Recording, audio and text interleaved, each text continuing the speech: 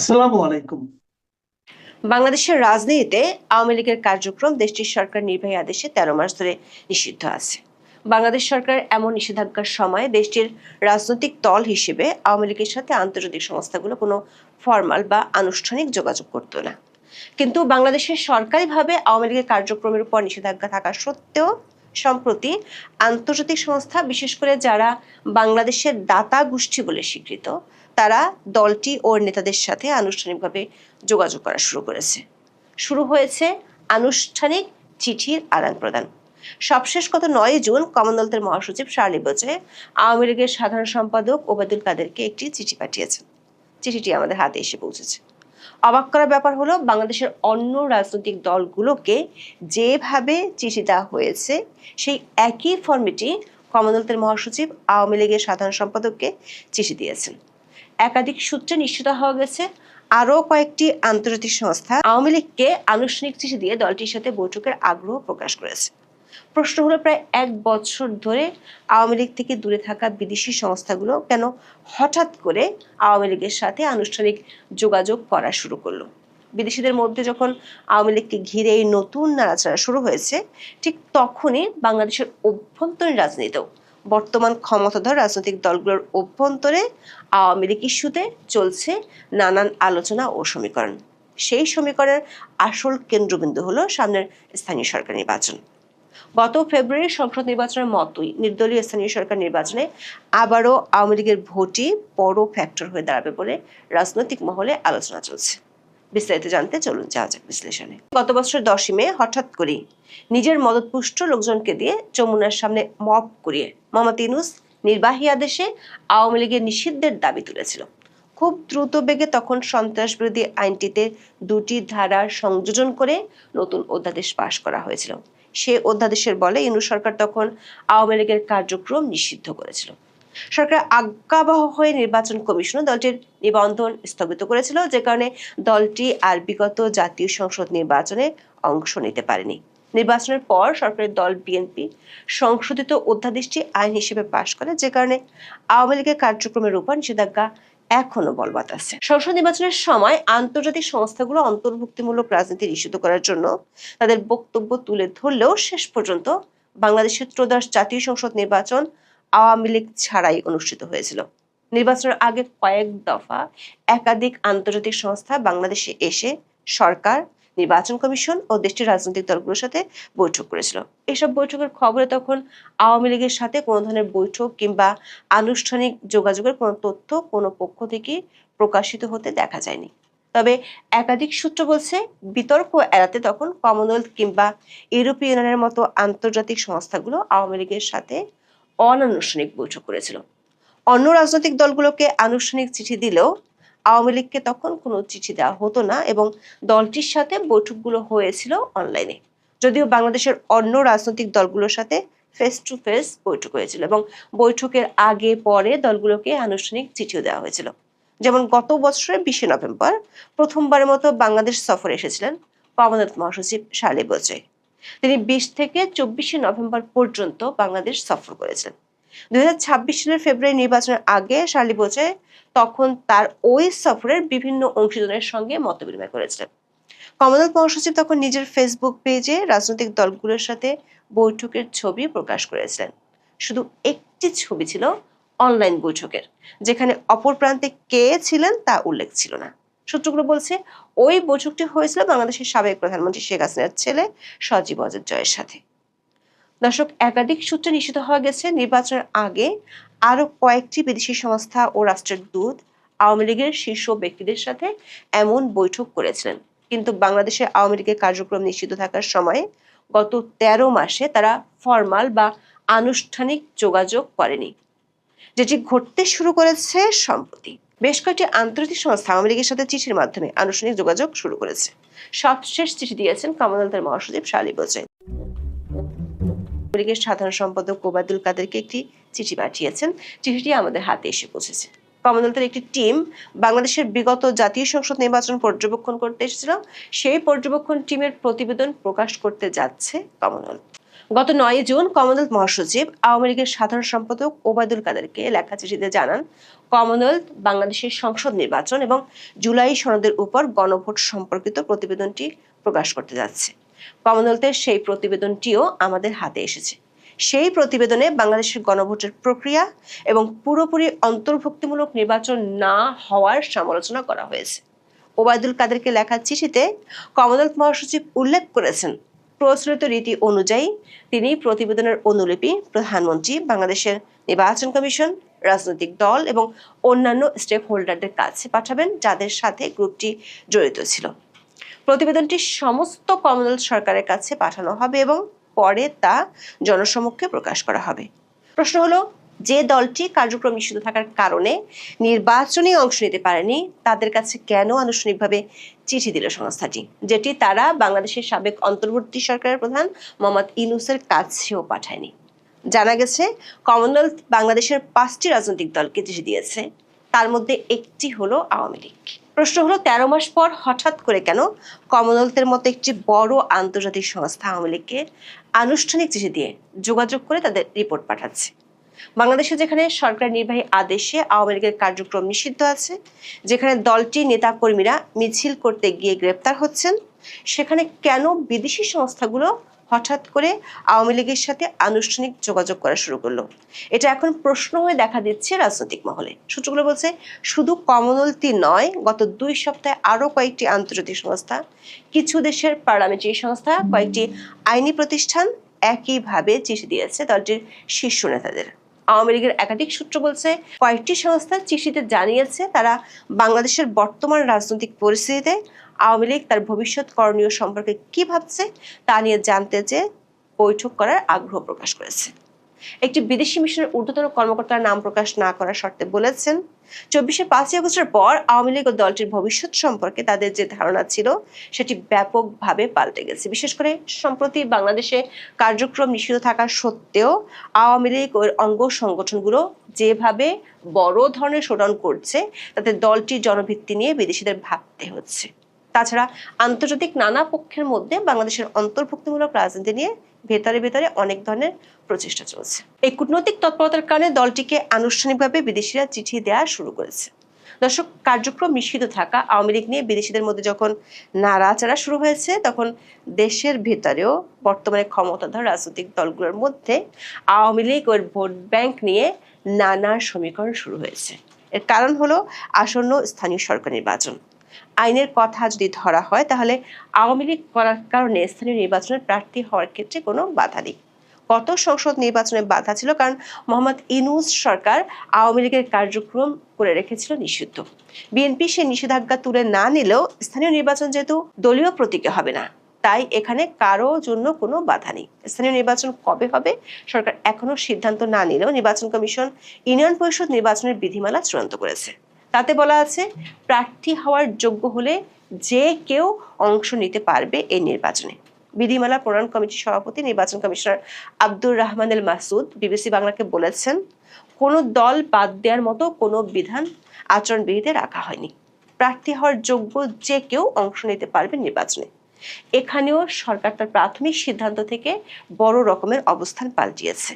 প্রথমে সম্ভাব্য প্রার্থীদের নিষিদ্ধ বা নিষেধাজ্ঞার আওতাধীন কোনো রাজনৈতিক দল বা সংগঠনের সঙ্গে সম্পৃক্ততা নেই, এই মর্মে ইসির তৈরি করা অঙ্গীকারনামায় স্বাক্ষর দেওয়ার বিধান প্রস্তাব করা হয়েছিল। তবে শেষ পর্যন্ত তা রাখা হয়নি। এই বিধান রাখা হলে শেষ পর্যন্ত আওয়ামী লীগের পদধারী কোনো নেতাই অংশ নিতে পারতেন না।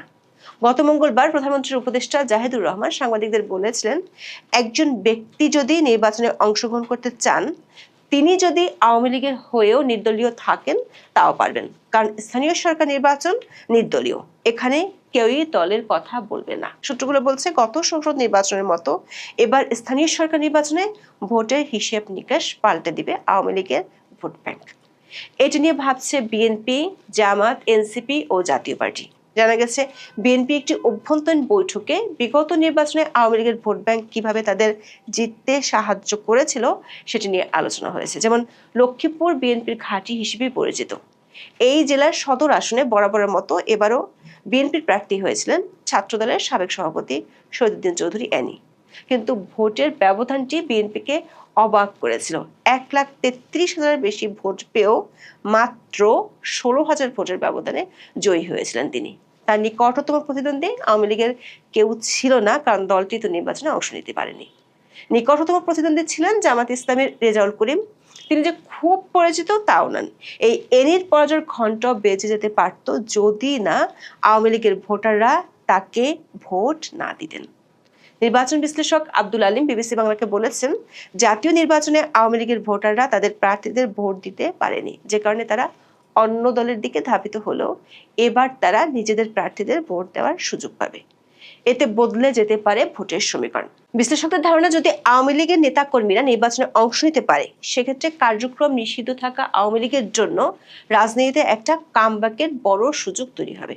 সরকার একটি সূত্র বলছে, স্থানীয় সরকার প্রকল্পগুলোর ফান্ডিং এর বড় উৎস হলো বিদেশি দেশ ও দাতা গোষ্ঠী। এর মধ্যে বিদেশিদের তরফ থেকে স্থানীয় সরকার নির্বাচনে আওয়ামী লীগকে বাধা না দেওয়ার বার্তা সরকারকে দেওয়া হয়েছে। এমনিতেই ইউনূস সরকার বিএনপির জন্য ভঙ্গুর অর্থনীতি রেখে গেছে। এমন পরিস্থিতিতে দাতা গোষ্ঠীর কাছে কোনো ভুল বার্তা দিতে চায় না সরকার। এখন দেখার বিষয়, দেশীয় রাজনৈতিক দলগুলোর মতো বিদেশিরাও আওয়ামী লীগকে নিয়ে যেভাবে আনুষ্ঠানিকভাবে ভাবতে শুরু করেছে, তার ফলাফল কোথায় গিয়ে দাঁড়ায়। এখন এ পর্যন্ত। সবাই ভালো থাকুন, সুস্থ থাকুন, নিরাপদে থাকুন। দেখা হবে আগামী পর্বে। নমস্কার, আমি তরুণ ঘোষ। আমি যেমন পূর্বে আন্দাজ করেছিলাম, ঠিক সেটাই হলো। পুশ ইন পুশ ব্যাক এই নিয়ে মতান্তরে বৈঠক ভেস্তে গেল, যৌথ বিবৃতি ভেস্তে গেল। এবং বৈঠক যে ডেসিবেলে হওয়ার কথা ছিল তার মাত্রা কিন্তু ছাড়িয়ে গেছে। যে যার মাতৃভাষায় যেরম ভাবে চিল্লিয়েছে দু দেশের বিজিবির কর্তৃপক্ষ এবং আমাদের বিএসএফ এর কর্তৃপক্ষ, দুজনে মিলে কিন্তু উত্তপ্ত আলোচনা হয়েছে এবং সেটা ডেসিবেল ছাড়িয়ে গেছে। তো যাই হোক, এখন এই যে বিবাদটা মিটল না। প্রতি বছরের একটা রেওয়াজ ছিল যে দু দেশের মধ্যে একটা বৈঠক হবে, সেই বৈঠকে স্থির হবে যে আমাদের পরবর্তী কার্যক্রম কি হবে, কারো কোনো সমস্যা হলে সেই বৈঠকে আলোচনা করে সিদ্ধান্ত নেওয়া হয়। এখানে একতরফা বিজিবির বক্তব্য হলো যে অবৈধভাবে প্রবেশ করানো যাবে না, আমাদেরকে আগে নোটিশ দিতে হবে, তাদের পরিচয়পত্র দাখিল করতে হবে, দাখিল করার পর তারপরেতে আমরা সিদ্ধান্ত নেব সে আমাদের নাগরিক কিনা, তারপর আমরা তাদেরকে অ্যাকসেপ্ট করব। তাই এর আগে যে 2000 জনের যে নোটিশটা পাঠানো হয়েছিল, তাদের সমস্ত আগে 4 মাস হয়ে গেল ডিটেলস দিয়ে পাঠানো হয়েছিল, আজ পর্যন্ত তার কোনো উত্তর পাওয়া যায়নি। অথচ বলা হচ্ছে যে এইভাবে পুশব্যাক করা যাবে না, বা পুশ ইন যাই বলুন না কেন, করা যাবে না। তাহলে ভারত কি করবে? কালকেও 3 জন ধরা পড়েছে। ভারতের মধ্যে রাতের অন্ধকারে 3 কিলোমিটার ভেতরে এসে তার কি কাজ থাকতে পারে রাতের অন্ধকারে, রাত্রি 2টোর সময়? এবার যদি এখানে গুলি খায়, কালকে হাতে নায় ধরা হয়েছে গুলি না করে, যদি গুলি না খায় তাহলে পরে, গুলি যদি খায় তাহলে ভারতের দোষ হবে, আর গুলি না করলে চোরাচালান, অবৈধ চোরাচালান, মানব চালান, এগুলো চলবে। বাংলাদেশের ব্যাপারটা হয়ে গেছে গাছেরও খাবো, তলারও কুড়বো, আমাদের কিছু বলা যাবে না। আজকে একটা ভিডিও দেখছিলাম, সীমান্ত যেখানে বেড়া দেওয়া হয়নি সেখান থেকে ওই বাচ্চা থেকে বুড়ো অব্দি সব ওই সবজি তুলে নিয়ে গিয়ে একেবারে গোছা গোছা হাতে করে নিয়ে গিয়ে নাচতে নাচতে ঘরের দিকে ফিরছে, কিনা রান্না ওইরা খামো। এইগুলো যে চাষি যারা আছে, কষ্ট করে চাষ করছে, তারা মেনে নেবে? আমরা এই যে একগুঁয়েমি সিদ্ধান্ত যে করে চলেছে, সে একগুঁয়েমি সিদ্ধান্তের ফল কি হতে পারে সেটা হয়তো আপনারা আন্দাজ করতে পারছেন না। আমি আজকে বলে দিচ্ছি, যে কোনো দিন গুলি চলবে। এই বৈঠকটার জন্য বসেছিল ভারতবর্ষ এই বৈঠকটার জন্য। সেখানে আবার বড় মুখ করে বলা হচ্ছে একটা জায়গায় যে সূত্রের খবর, সীমান্ত বিষয় নিয়ে বাংলাদেশের সংসদেও আলোচনা হওয়ার কথা। সেই সূত্রে বলা হয়েছে পুশি ও সীমান্ত বিষয়ে 14 জুন সে দেশের সংসদে আলোচনা হওয়ার কথা রয়েছে। এই সংক্রান্ত নোটিশে বলা হয়েছে সীমান্ত হত্যা শূন্যে নামিয়ে আনার প্রতিশ্রুতি সত্ত্বেও এই প্রবণতা বৃদ্ধি পেয়েছে। 2026 সালের 9 মে পর্যন্ত 22টি ঘটনায় কমপক্ষে 5 জন বাংলাদেশি নিহত হয়েছেন।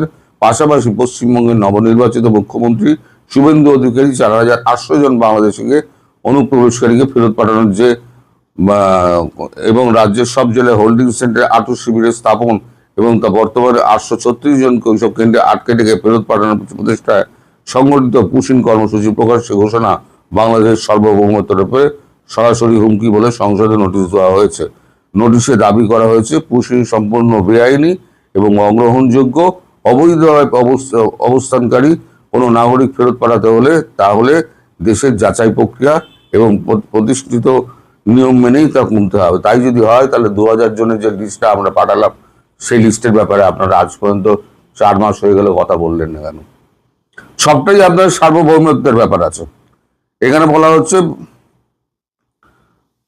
সীমান্ত হত্যা শূন্যে নামিয়ে আনার প্রতিশ্রুতি থাকা সত্ত্বেও সেটা বৃদ্ধি পেয়েছে, 5 জন মারা গিয়েছে। তা সীমান্তে আমি বরাবরই তো প্রশ্ন করি, সীমান্তে বাংলাদেশি মুসলিমরাই কেন মারা যায়? একটা ভারতীয় তো মারা যায় না। আসলে রাগটা হচ্ছে ওই কাঁটাতারের বেড়া দিলে পরে আপনার চোরাচালানটা বন্ধ হবে। আর চোরাচালানের পেছনে রয়েছে বিজিবি। প্রতি চোরাচালানে পয়সা পায়, প্রতি মানব পাচারে পয়সা পায়। সেই পয়সাটা আটকে যাবে বলে তাদের এত ক্ষোভ, এত রাগ স্থানীয় মানুষদের, তারা মানে করে দিচ্ছে, অতিরিক্ত করে দিচ্ছে এবং লেলিয়ে দিচ্ছে যাকে বলা হয়। কিন্তু একটা গলি যদি চলে তাহলে মারা যাবে কিন্তু সাধারণ মানুষ। বিজিবি ছাড় পাবে তা বলা যায় না, ছাড় পাবে না। এবং এরকম একটা কথা ছোড়াগোপ্তা শোনা যাচ্ছে যে এবার আর বডি ফডি ফেরত দেওয়া হবে না। ওই করলেই ঝামেলা হয়, এতজন মারা গেছে, এতজন করা হয়েছে, এবারে বডি ফেরত দেওয়ার ব্যাপার থাকবে না, হিসেবে গুনতিতে থাকবে না। কোথাও নিখোঁজ হয়ে গেছে, গুনতিতে থাকবে না। তো আপনাদের সবেতেই আপনাদের সার্বভৌমত্বে আঘাত লাগে। আর ভারতের সার্বভৌমত্ব বলে কিছু নেই। খোলা দরজা রেখে দেবে যে এসো এসো, সবাইকে চলে এসো, আমরা তোমার সাদরে নিয়ে নেব। আমি যেটা বলেছি, আগেও বলেছি, এখনো কিন্তু ইঙ্গিত দিচ্ছি, যে কোনো সময় কিন্তু গুলি চলবে। আর গুলি একবার চললে জানবেন আপনাদের কিন্তু বুটস অন গ্রাউন্ড শুরু হয়ে যাবে। তখন বুঝতে পারবেন ভারতবর্ষ বিএসএফ কি জিনিস। এখনো বুঝতে পারছেন না, আপনারা সব খেলার ছলে নিচ্ছেন। আপনারা মনে করছেন যে এইভাবে চললে বোধহয় ভারতবর্ষের উপরে চাপ সৃষ্টি করা যাবে, ভারতবর্ষ আমাদের বেআইনি প্রবেশটা আইনগত সিদ্ধি দিয়ে দেবে, আইন সিদ্ধ করে দেবে। সেটা হবার নয়।